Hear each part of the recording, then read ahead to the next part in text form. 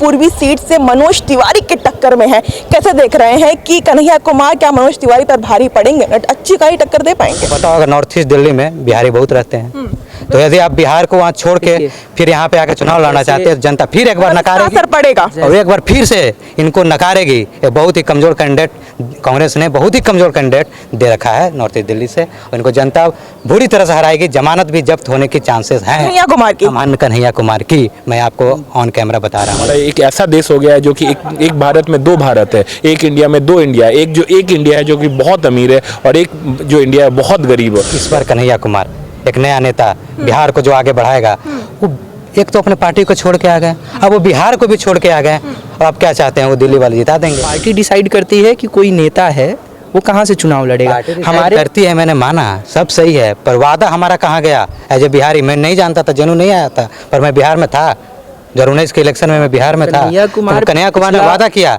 कि हम बिहार को आगे करेंगे, पर क्यों आज क्यों छोड़ के भाग गए? एनडीए को मैं एनडीए नॉन डेमोक्रेटिक अलायंस बोलता हूँ, और जो कि हमारे जो इंडिया को इंडिया नहीं पढ़ पाती है, वो एनडीए के लोग, जो भाजपा के लोग, तो मुझे बहुत शर्म आती है इस चीज़ को कि इंडिया को बोलने में भी उन्हें शर्म आता है। मेरा नाम पुष्पराज है। पुष्पराज जी, कन्हैया कुमार को तो आप बेहतर तरीके से जानते होंगे।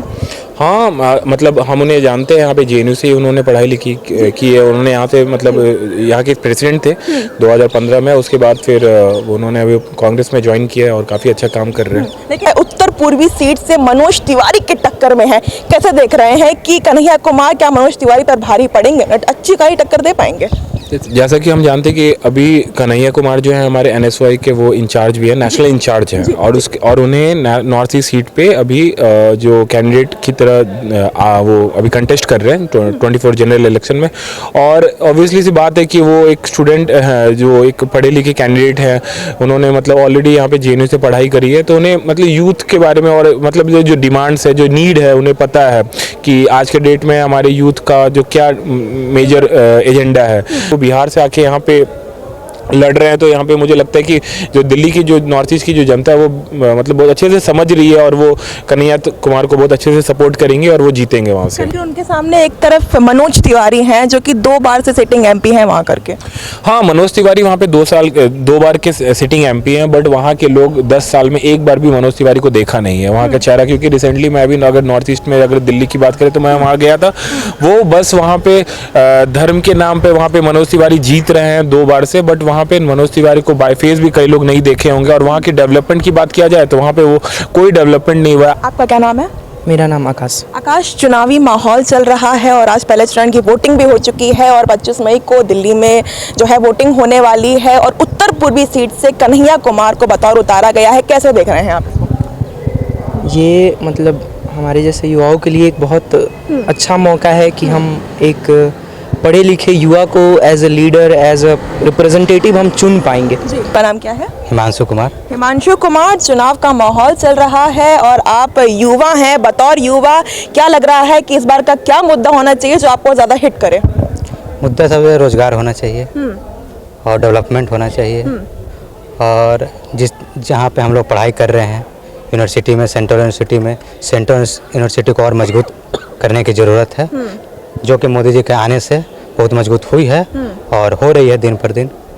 और एक स्टूडेंट के नाते मैं यही कहना चाहूँगा कि राजनीति के मैं बात नहीं करता हूँ, पर मोदी जी जो हैं वो देश के युवाओं के लिए आगे बढ़ चढ़कर काम कर रहे हैं, यहाँ पे कहना चाह रहे हैं? कर रहे हैं, पर और करने की ज़रूरत है। कोई अभी हमें नहीं बता सकते कोई सक्सेस पूरा मैंने पिनाकल पे पहुंच गया है, ऐसा नहीं है। कर रहे हैं, लेकिन और तेजी से करने की जरूरत है। प्रधानमंत्री नरेंद्र मोदी ने कहा है कि हम 2047 तक इस देश को विकसित भारत बना देंगे, तो आप पढ़े लिखे युवा हैं, क्या लग रहा है इसको? बिल्कुल बन रही है। आप देख सकते हैं 2014 से लेकर आज तक जितनी रैपिड से ग्रोथ हुई है, बताइए, चाहे हम कह रहे हैं, वर्ल्ड बैंक बोल रही है, वो भी बोल रही है, या कोरोना के समय हो, जितने अच्छे से मोदी जी ने टैकल किया है, आई डोंट थिंक कि और कोई कर सकता था। आवाज किए हैं और आगे भी करेंगे। हमें और यूथ को विश्वास है कि मोदी जी आगे करेंगे। बेरोजगारी की आपने बात करी, महंगाई की बात करी कि वो भी काफी ज्यादा स्तर पर बढ़ चुकी है। तो जो पढ़े लिखे लोग नहीं है ना, जो पढ़े लिखे लोग नहीं, वो बोलेंगे। हमने तो सर, मैंने इकोनॉमिक्स भी देखा है, पढ़ा है। आप ही बताइए कितना बेरोजगारी है, क्या महंगाई होना चाहिए, क्या महंगाई है? वर्ल्ड बैंक क्या है? ठीक है, महंगाई हम नकार नहीं रहे, महंगाई है, पर केवल महंगाई से नहीं होता ना। लोग पहले साइकिल से चलते थे, आज कार से चल रहे हैं, क्यों चल रहे हैं? पैसे होंगे उनके पास, पैसे हैं तभी तो तेल डाल रहे हैं ना। तो मतलब कि कहीं ना कहीं तो हो रहा। हाँ, हमें नहीं करे कि बहुत डेवलपमेंट हो गया, 100% हो गए, बट हाँ तेजी आई है, काम हुआ है। मोदी जी कहने से काम 85% जो 85 करोड़ लोग हैं देश के, उनको अभी भी सरकार मुफ्त में खाना दे रही है। तो अगर वो लोग इतने सक्षम हैं कि वो साइकिल से चलते थे, आज वो कार में चल रहे हैं, तो सरकार को उन्हें मुफ्त में राशन देने की आवश्यकता क्यों पड़ रही है? और वो भी पिछले 4 सालों से दिया जा रहा है। और मोदी जी ये भी अपने मैनिफेस्टो में वादा कर रहे हैं कि हम आगे भी उसको देंगे, राशन मिलेगा, उन्होंने कहा आगे भी फ्री राशन मिलेगा। और वो 85 करोड़ लोगों को दे रहे हैं देश में। मैं बोलना चाह रहा हूँ, जो राशन की बात कर रहे हैं तो पहले इन्हें पढ़ के आए। राशन की आज से सिस्टम नहीं है, और ये जो चेंज हुआ है वो 2011 में हुआ था। उस समय आई थिंक यूपीए की गवर्नमेंट थी, जो उसके बाद चेंज नहीं हुआ है। जो भी सिस्टम जो राशन का बन रहा है, जो कार्ड बनते थे पहले लाल पीला होता था, उसके बाद चेंज हुआ, अंत्योदय योजना हुआ, उसके अनुसार जो बनी है, उसके बाद कोई पॉलिसी चेंज नहीं है। इकोनॉमिक कास्ट सेंसस हुआ था 2011 में, यदि आप जानते होंगे तो उसके अनुसार ही राशन कार्ड बने हैं। वो यूपीए ने कराई थी, और उसी पे आज तक राशन मिल रहा है। वो 2 रुपये 3 रुपये देते थे, आज वो फ्री में किए हैं। तो इन्हें कोई अलग से योजना नहीं लाया ये। लेकिन अगर हम इनकी बात करें तो मैं इन साथी से पूछना चाहता हूँ कि एक तरफ आप बात कर रहे हैं कि देश हमारा बहुत विकसित हुआ है, एक इकोनॉमिक हमारे देश का जो इकोनॉमी है वो सुधरा है, और दूसरी तरफ आपको 85 करोड़ लोगों को, 140 करोड़ में 85 करोड़ लोगों को आपको मुफ्त में राशन देना पड़ रहा है। क्योंकि अगर शायद आपको ऐसा लगता है कि मुफ्त में हम राशन नहीं दें तो वो लोग सस्टेन नहीं कर पाएंगे। तो ये किस तरीके का बात है जो कभी एक साथ बैठ ही नहीं पाएगा? कि आप एक तरफ कह रहे हैं कि हमारा देश इतना सक्षम हो गया है कि ग्लोबल लेवल पे हम बहुत मजबूत हुए हैं, और दूसरी तरफ आप जब ग्राउंड लेवल पे आते हैं तो आपको 85 करोड़ लोगों को मुफ्त में राशन देना पड़ रहा है। तो दोनों चीज़ें एक दूसरे को कॉन्ट्राडिक्ट कर रही हैं। देखिए, मैं इस पर एक बात ये लास्ट में कहना चाहूँगा मेरा, कि भारत जैसा जो देश है, यहाँ पे इनइक्वलिटी बहुत बढ़ गई है। जो अमीर है वो बहुत अमीर होता जा रहा है, और जो यहाँ पे 80 करोड़ को जो अनाज दिया जा रहा है वो गरीबों का एक हाशिए पे जाके खड़ा हो चुका है। तो हमारा एक ऐसा देश हो गया है जो कि एक भारत में 2 भारत है, एक इंडिया में 2 इंडिया, एक इंडिया है जो कि बहुत अमीर है, और एक जो इंडिया है बहुत गरीब है। तो आप कन्हैया कुमार की बात कर रहे थे, वो यहीं से, हमने तो उन्हें देखा नहीं, मैं बहुत बाद में आया हूँ उनसे, पर बस मैं बिहार से हूँ और उनसे जुड़ा हुआ था, ठीक है। पर मैं एक ही चीज़ कहना चाहता हूँ, कन्हैया कुमार ने बिहार से भी इलेक्शन लड़े, वहाँ से भी नकारे जा चुके हैं। उन्होंने उसके जब विचारधारा को भी बदल लिया, वो अब आज शायद कांग्रेस में या NSUI में, स्टूडेंट यूनियन में है या हमको नहीं पता, पर हाँ कांग्रेस की टिकट से चुनाव लड़ रहे हैं। तो हमें लगता है कि जहाँ उनका घर था, जहाँ पे इतने लोग जानते थे, जो कि वहाँ पे एक तरह से लहर था कि इस बार कन्हैया कुमार एक नया नेता बिहार को जो आगे बढ़ाएगा, वो एक तो अपने पार्टी को छोड़ के आ गए, अब वो बिहार को भी छोड़ के आ गए, और आप क्या चाहते हैं, वो दिल्ली वाले जिता देंगे।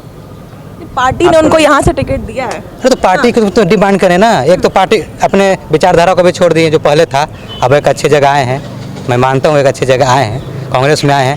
तो चुनाव लड़े थे लेफ्ट के पार्टी से बिहार में, बोले कि हम बिहार के चुनाव हारूं जीतूं, मैं बिहार के लिए काम करूंगा। उन्हें बिहार को छोड़ कर चुनाव लड़ना चाहा दिल्ली से। किसी को यदि चुनाव लड़ना चाहेगा, मैं पार्टी बोलेगा आप यहाँ से लड़ो, तो हमारी भी तो जिम्मेवारी कि नहीं, बिहार वालों को वादा किया था। तो आपको पता होगा नॉर्थ ईस्ट दिल्ली में बिहारी बहुत रहते हैं, तो यदि आप बिहार को वहाँ छोड़ के फिर यहाँ पे आके चुनाव लड़ना चाहते हैं, जनता फिर एक बार नकारेगी, असर पड़ेगा और एक बार फिर से इनको नकारेगी। ये बहुत ही कमजोर कैंडिडेट, कांग्रेस ने बहुत ही कमजोर कैंडिडेट दे रखा है नॉर्थ ईस्ट दिल्ली से, और इनको जनता बुरी तरह से हराएगी। जमानत भी जब्त होने की चांसेस हैं कन्हैया कुमार की, मैं आपको ऑन कैमरा बता रहा हूँ। जैसे कि कहा गया कि कन्हैया कुमार अपना स्टेट छोड़ के दिल्ली में आए हैं, तो इनको मैं याद दिला देना चाहता हूँ कि मोदी जी जो थे वो गुजरात के वहाँ मुख्यमंत्री रहे थे, बहुत कद्दावर नेता थे। वो भी बनारस से चुनाव लड़े, अभी भी बनारस से ही चुनाव लड़ रहे हैं, तो राज्य छोड़ के तो वो भी आए थे। और दूसरा चीज़ कि ये भी हम देख रहे हैं कि मनोज तिवारी वहाँ भोजपुरी सिनेमा के कलाकार थे, बहुत बड़े सिंगर थे, बहुत चर्चित चेहरा थे, बिहार छोड़कर तो वो भी आए थे। तो ऐसा नहीं होता है कि ये बिहार से हैं तो ये बिहार से ही चुनाव लड़ेंगे। पार्टी डिसाइड करती है कि कोई नेता है वो कहाँ से चुनाव लड़ेगा, हमारे करती है, मैंने माना सब सही है, पर वादा हमारा कहाँ गया। एज ए बिहारी मैं नहीं जानता था, जनू नहीं आया था, पर मैं बिहार में था 2019 के इलेक्शन में, मैं बिहार में था। कन्हैया कुमार ने वादा किया कि हम बिहार को आगे करेंगे, क्यों आज क्यों छोड़ के भाग गए? पिछले 5 वर्षों से बिहार के लिए ही लड़ रहे थे, बिहार के लिए आवाज़ उठा रहे हैं, अभी गठबंधन हुआ है, गठबंधन में जिस तरीके से समीकरण बना है, गठबंधन तो हुआ ही नहीं है। नहीं, राहुल गठबंधन गांधी के खिलाफ तो लड़ रही है इनकी पत्नी, आपको पता होगा ना, जो वहाँ से चुनाव लड़ रहे हैं उनके खिलाफ कौन लड़ रहे हैं? लेफ्ट के जो कैंडिडेट वो कौन है? और कोई नहीं है जो आके हाथ मिला के साथ में खड़े, उनकी पत्नी उनके खिलाफ चुनाव लड़ती है। बिहार में इंडिया अलायंस है, और इंडिया अलायंस में जो बेगूसराय का सीट है जिस पे कन्हैया कुमार सीपीआईएम से लड़े थे, वो अभी भी सीपीआईएम के हैं। अगर सीपीआईएम में होते तो कन्हैया कुमार ही लड़ते, लेकिन कन्हैया कुमार ने सीपीआईएम को छोड़कर कांग्रेस ज्वाइन किया, इस वजह से इस बार वो वहाँ से नहीं लड़ रहे। वो चुनावी समीकरण जिस तरीके से बैठाया गया, उसमें वो सीट जो है वो सीपीआईएम को गया, कांग्रेस को वो सीट नहीं गया। और दूसरी चीज़ ये है कि मैं अगर कांग्रेस में हूँ, मैं किसी भी पार्टी में हूँ, तो ये पार्टी डिसाइड करती है कि मुझे एज ए लीडर कहाँ से लड़ना है। सिर्फ ऐसा नहीं है कि मेरा घर जहाँ है मैं वहाँ मजबूत नेता हूँ तो उससे मैं नेता नहीं हो जाता हूँ। मैं अगर पूरे राष्ट्र की बात करना चाहता हूँ, एक नेशनल लेवल के मुद्दों को उठाना चाहता हूँ, तो मेरे में ये कैपेसिटी होनी चाहिए कि मैं देश के किसी भी कोने से लड़के चुनाव जीत जाऊँ। गठबंधन की बात कर रहे हैं तो इतनी गठबंधन होती तो लालू यादव गठबंधन की सीट फाइनल होने से पहले टिकट क्यों घोषित कर देते हैं? निखिल सिंह, सत्येंद्र सिंह के बेटे, अनुराग नारायण के पोते, जब उस सीट पे कैंडिडेट क्यों पहले हो जाता है? निखिल सिंह कौन नहीं जानता? दिल्ली आईजी, वहाँ के 2 बार औरंगाबाद के सांसद रह चुके निखिल बाबू, उनका टिकट क्यों काट दिया जाता है? सीट शेयरिंग होने से पहले एक जदयू से आए कैंडिडेट को कांग्रेस ने टिकट दे देता है, अभय कुशवाहा, जो कि आज चल रही है वोटिंग, कुछ देर में वोटिंग भी खत्म हो जाएगी। बताइए। अच्छा, मैं एक सवाल पूछना चाहूँगी। इंडिया अलायंस की बात करी, गठबंधन इस बार बना है और हर जगह जहाँ पर भी इनकी संयुक्त रैली हुई है, सभाएं हुई हैं, एक बात हमेशा रखी गई है। जब इनसे पूछा गया है कि आप लोग साथ में क्यों आए थे, तो एक सवाल रहा था कि हम साथ में इसलिए आए हैं क्योंकि हमें लोकतंत्र को बचाना है। क्या लग रहा है कि हमारा लोकतंत्र जो है वो काफ़ी ज़्यादा कमज़ोर हो चुका है? सबसे पहले जब इंडिया गठबंधन जो भी है, पहले गठबंधन है नहीं, तो फिर इनकी बातें को गंभीरता से लेने की क्या ज़रूरत है? आप बताइए। यदि कोई गठबंधन तो पहले सीट क्यों खारिज हो जाता? मैं औरंगाबाद का रहने वाला हूँ, बताइए ऐसा क्यों हुआ? तो फिर मैं गठबंधन मानता ही नहीं हूँ। जिस दिन गठबंधन बन जाएगा उस दिन आप सवाल करिएगा। आप मानते हैं लोकतंत्र कमज़ोर हुआ है? बिल्कुल, लोकतंत्र पिछले 10 वर्षों में जिस तरीके से हमला किया गया है अलग तरीके से, तो उसे साफ साफ सबको दिख रहा है कि लोकतंत्र पे क्या अभी असर पड़ा है। हमारा जो एक ऑर्गेनाइजेशन है जो अलग अलग देशों में ये जांच करता है कि किस देश में किस तरीके का डेमोक्रेसी है, तो उसने एक मतलब हमारे देश का 2014 से लेकर 24 के बीच का जो एक डिक्लाइन हुआ है हमारे डेमोक्रेटिक नेशन का, तो उसका वो रिपोर्ट उसने बनाया है। तो हमको वो देखने की ज़रूरत है। और ऐसा अगर हम कहें कि हम बाहरी लोगों के बात को क्यों सुने, तो हम ये भी देख रहे हैं कि किस तरीके से हमारे देश में अलग अलग तरीके से जो लोकतंत्र पे हमला किया जा रहा है वो हम साफ तौर पे देख सकते हैं। और ये एक फासिस्ट फोर्स ये लोग हैं जो एक चेहरे की राजनीति करते हैं, और उस चेहरे को चमकाने के लिए विपक्ष के लीडर्स हैं उन सब पे हमला किया जाता है। ईडी सीबीआई का डर दिखा के उन्हें अपने में शामिल किया जाता है। जो विपक्षी पार्टियां हैं उनके बैंक अकाउंट्स को फ्रीज कर दिया जाता है चुनाव से जस्ट पहले, ताकि वो अपना प्रचार नहीं कर पाएँ, अपना फंड जो है वो अपने में लगा नहीं पाएँ। मैं आखिरी में सवाल ले लेती हूँ। एक तरफ इंडिया अलायंस है और एक तरफ हम नहीं मानते, एक तरफ एनडीए है। हम मानते हैं मतलब आप एनडीए को मान रहे हैं? एनडीए है, इंडिया नहीं है। और प्रधानमंत्री मोदी सीट पे क्यों ऐसा हुआ? और प्रधानमंत्री मोदी जी? प्रधानमंत्री मोदी जी हैं और रहेंगे। जहाँ तक चेहरे की बात कर रहे हैं, हमें फिक्स नहीं है कि एनडीए की इस बार मोदी जी के बाद फिर कौन बनेगा, लेकिन इनका फिक्स है, बाकियों का फिक्स है। फिक्स नहीं है तो फिक्स कर लेना, इतनी है तो फिक्स कर लें, बस मैं यही कहना चाहूँगा। तो भाजपा को देश नकारेगी, देश की जनता भाजपा और इंडिया अलायंस को मौका मिलेगा। हाँ बिल्कुल, इंडिया अलायंस को। आप भी सहमत जैसे हैं? कि सबसे पहले मैं एनडीए नॉन डेमोक्रेटिक अलायंस बोलता हूँ, और जो कि हमारे जो इंडिया को इंडिया नहीं पढ़ पाती है, वो एनडीए के लोग, जो भाजपा के लोग, तो मुझे बहुत शर्म आती है इस चीज़ को कि इंडिया को बोलने में भी उन्हें शर्म आता है। जैसे कि स्किल इंडिया, स्टार्टअप इंडिया, ये सब के नाम पे तो इंडिया पे बहुत सारे पॉलिसीज़ तो लेकर आए, बट आज के डेट में आप जाके देख लीजिए वो सारी पॉलिसीज़ का धरातल पे क्या है, कुछ नहीं है, वो उन्होंने कुछ नहीं काम करा है। और तो देखा आपने जिस तरीके से हमने बातचीत करी मुद्दों को लेकर, खास तौर पर कन्हैया कुमार को लेकर क्या कुछ सोचना है युवाओं का, और इस पूरे प्रकरण पर आप क्या सोचते हैं और आप कैसे देखते हैं कि कन्हैया कुमार बतौरन 2 बार के सिटिंग एमपी मनोज तिवारी को कितनी टक्कर दे पाएंगे। तो फिलहाल के इतना ही। टीवी धन्यवाद।